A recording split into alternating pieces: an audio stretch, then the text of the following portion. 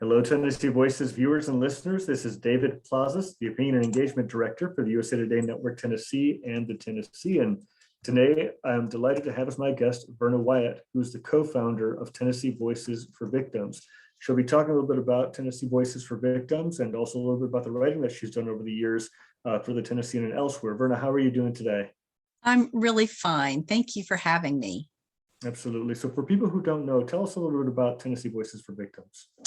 Well, we are a crime victim advocacy agency, and we try to support victims in different ways with helping them solve issues that they may have in the justice system. We have a great relationship with our DAs across the state and understand the system and how complicated it is. And we try to help victims connect in a way that they can find healing from the victimization and the trauma that they've experienced and use their voice in a positive way. It's really powerful and very therapeutic to take your pain and give it purpose. And so we try to help victims do that. But in the community, we try to let people understand about victimization. There are lots of crimes that if you have the right information, it might prevent a victimization in the first place. And certainly for victims, if they understand that there's resources available to help them, can help them put their lives back together sooner and maybe easier with support. We also we've been in this business for a long time, helping victims. So we have great relationships across the state with law enforcement, with judges, with district attorneys. And so we do a lot on the state level, on a policy level. We're working on several things right now, one of them being a mass violence project to help communities better respond to victims if a mass violence event would happen in their community. And so we've served on several governors' commissions on crime and justice. And so that's basically what we do in a nutshell, except one unusual thing that we do as advocates is because we believe that in prevention of crime, we have also, for the last 17 years, gone into the prisons every single week and worked with incarcerated men and incarcerated women, helping them understand the impact of their action, but also to connect the dots of why their poor decision-making happened in the first place that got them incarcerated. So we've been doing that for a long time and are very passionate about it because 98% of the people who are incarcerated are coming back to our community. And we want them coming back healed and reformed and ready to be a good citizen. Thank you so much. And your website has a little bit more about your origin story. This work was started in tragedy. It mentions that in 1991, your best friend and sister-in-law, Martha Wyatt, was very tragically and cruelly killed. And this started your efforts to become an advocate back then. So it's been over 30 years. Yeah. To this day, I from people I've spoken in who deal with issues of grief and victimization, this never leaves you. This is always something that stays with you. Could you talk a little bit about that, please? Yeah, when grief for one thing, grief is the most powerful and devastating emotion I think any human being can walk through. But when it's complicated by murder or by violent crime, you have layer upon layer of other issues that come down on you all at once, like the system. It's frustrating. Like the person that chose to ruin your life. It's very difficult to climb up over that. How in the world can someone think that they're God, that they can come into your world and completely shatter it, whether that's with a murder or whether it's some kind of attack or sexual assault? So it has so many more dynamics that a victim has to deal with. And when you think about grief in particular, you've got that intense sadness and loss that just completely covers you up, and then all of the things that go with grief. But then you have to deal with anger and bitterness and hatred. For me, when my sister-in-law was murdered, I felt hate that I'd never had for anybody before.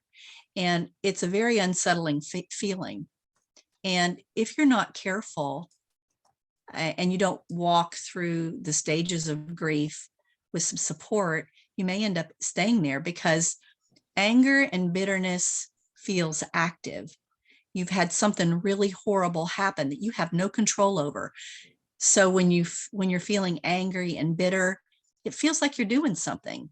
Well, you are. You're doing something to hurt you because it colors everything in your life. It colors the way you see the world and the way you see other people, and it negatively impacts the person that's carrying that anger and grief. And so it's really important to have someone kind of guide you through that process so you don't get stuck.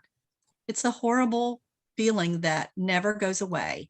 And what we tell victims of crime, any crime, is that you have to work really hard to create a new normal for your life, because that old life that you knew, it's gone.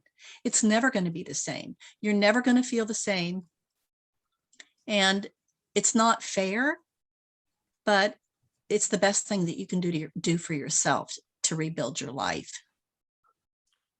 Thank you so much for sharing that. Since I've been here in Tennessee, you have written a regular guest column about Season to Remember, and Yeah. It's gotten to the state level. The governor participates in this.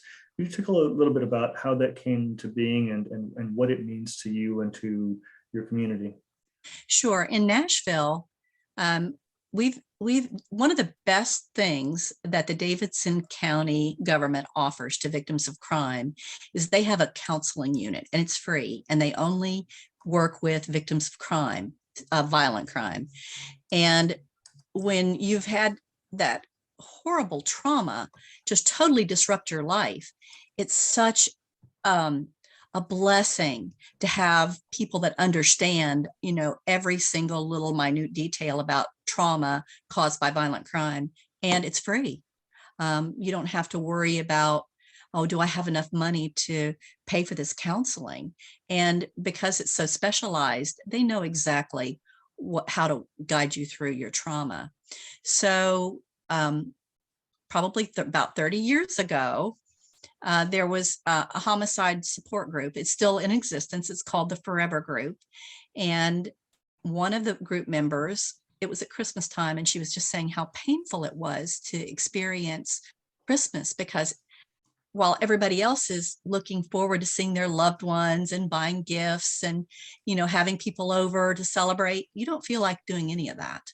And she said, how it would be so great if there was a way that we could honor the people that we love in a special time at Christmas. And so Amy Griffith Taylor, who was the counselor, who's still blessing people today through the Victim Intervention Program, which is now the Family Intervention Program,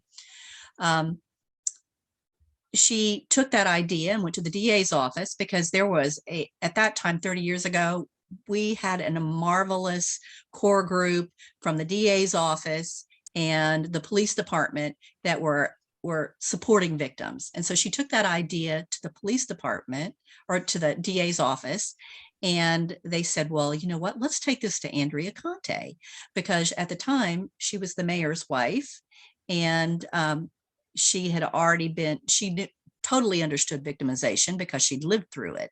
And so they took that idea to her, and she put a bug in the mayor's ear. And the next thing you know, we had Season to Remember outside the mayor's office.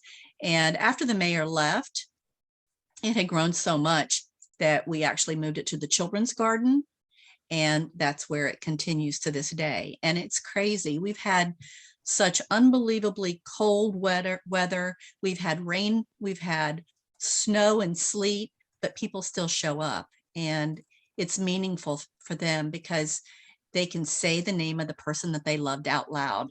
They don't get a chance to do that very often when somebody's murdered, and they can be around other people who know exactly how you feel. You don't have to say any words to tell them how you feel, because they're living the same thing. And it's just a very sadly beautiful ceremony, and one that has lived on for 30 years. And then while Andrea Conte was the first lady of Tennessee, she wanted to do something for the entire state. So they also have estate season to remember as well. It's hard to understand how painful it is to experience a holiday and not have the person that you love there. It's just really hard. This just helps. Thank you for sharing that. And before we continue in this conversation, I always like to ask my guests a little bit about how they're taking care of themselves during this challenging time. We're in the third year of the pandemic, and well, certainly there's more hope than there was 2 years ago. Sure. I always like to ask, what you've been doing to stay healthy and well. What are you reading, watching, doing for your own self-care? Well, I think gratitude really helps. If you can find anything, and we tell this to our clients that are incarcerated, look for something that you can be grateful for every day, and meditate on that. Actually, science has even proven it. If you meditate on something positive for 30 minutes a day, it changes your total outlook. So instead of looking at the reality and wringing your hands over it and making it pull you down into the pit, find something in your world that you're thankful for, and then think on that. So I do that, and I have a great support in my co-founder, Valerie Craig. We've been doing this work together for over 20 years. And so when I feel stressed and down, I can just unload on her and kind of vent. There's something about speaking your frustrations out loud. It doesn't change anything, but it lightens the load a little bit. So I would suggest people to find someone that you trust, that you can vent to, and that you can unload your load, and then be refreshed to, start all over again, because, life is hard. Life is hard. And reading, I read a lot of scriptures because there's a lot of beauty in the scriptures that give you hope for a better day. And so I do a lot of that. And also recently what I read The Hiding Place. It's by Corey Tim Bloom. And I didn't read it in high school. I knew what the story was about, but I never read it. And then my granddaughter was reading it, and I thought, I'm going to read that. So I took it and I read it in 2 days, and I cried throughout the whole thing, not necessarily about the inhumanity to man, how awful people can treat one another, but the beauty that she found in helping other people. And their whole family was like that. And that was encouraging to me, to know that there are good people out there, people that care, even when hard things are happening all around them. And it's inspiring. So find inspiring people to lift you up. Thank you so much for sharing that. I was wondering if we could talk a little bit about the system itself. You'd mentioned it early on in the conversation, how it can be so off-putting at times, or perhaps just so inscrutable to so many people who are just going through it, or dealing with the hard reality of grief. How do you help them understand how to navigate that system? Well, thankfully, our district attorneys, they have victim witness professionals that they do a lot of that. Except in the rural districts, you may have it like in our Davidson County, we only have one county in the judicial district. But if you go into some of these rural counties, that they're geographically very vast, and they may have several counties. So they don't have as many victim witness professionals to walk with the victims. But what they try their best to do it, and they try to explain the system. But what we did recently to kind of alleviate that problem some is that we worked with the district attorney general's conference, and we got funding through a federal grant, and we wrote down all the questions we think a victim might have from the moment the crime happens until you are in the parole process. And we made a video by chapters, and Demetria Kaladimos was the film producer. She did a fabulous job. And so we have chapters on there. So if you have a question, you go like what does it mean when they're indicted? And what can I do? Or when is my role? And then you can go to our website, and these chapters are housed on our website, and it answers all of these questions. And we have DAs from across the state, victim witness professionals from across the state, that are answering the questions because they're the boots on the ground. And then we have some testimony from victims that are on there talking about the system and the frustrations of the system.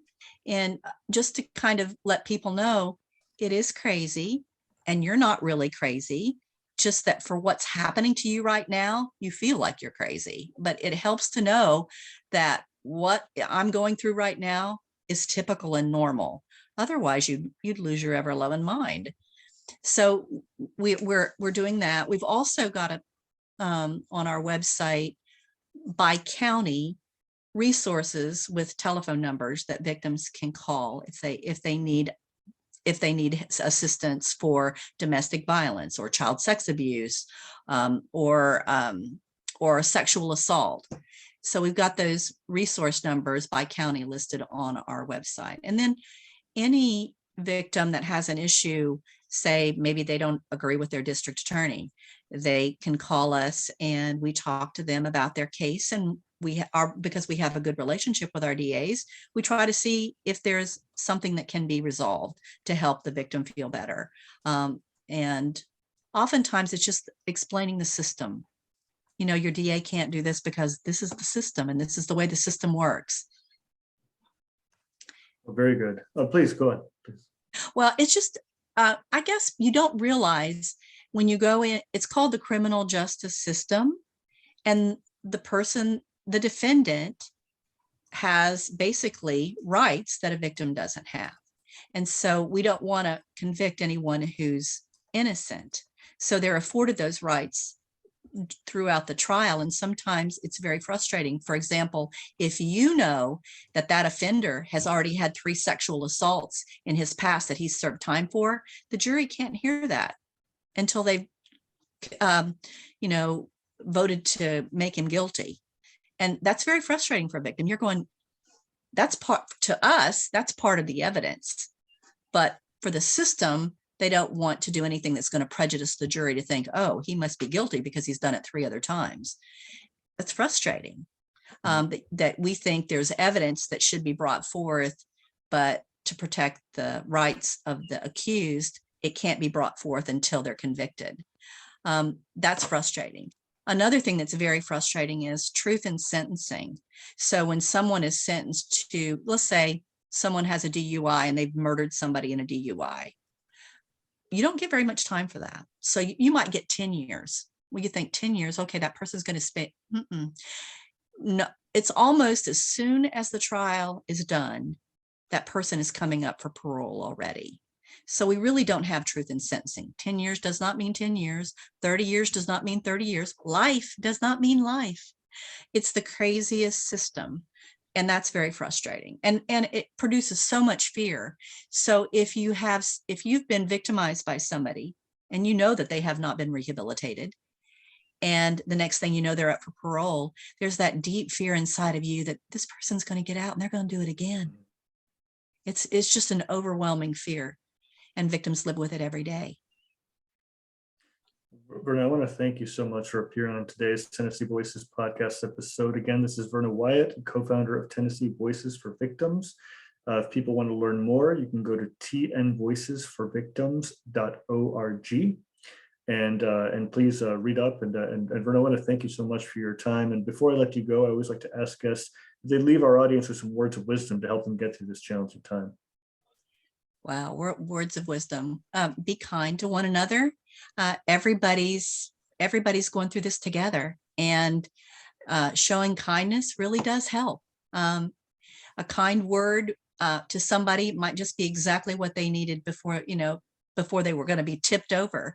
So show kindness, be kind to yourself, and thinking on the blessings and the good things in your life that you can hang on to. Those are worth more than gold. And don't be afraid. Don't be afraid. even in the scariest of times, because fear can pull you down into the pit. And thank you so much. May you stay well and healthy. And again, Thank I'm so you. grateful for you coming on the show today. Thank you. And what, can I say one more thing? Sure. For the homicide support groups, we are trying to establish the homicide support groups in every judicial district. And if you go to the DA's a conference website, you can sign up and become part of a support group in your community. And we are so thankful for the DAs in our state for helping us do this. Thank you very much. Thank you.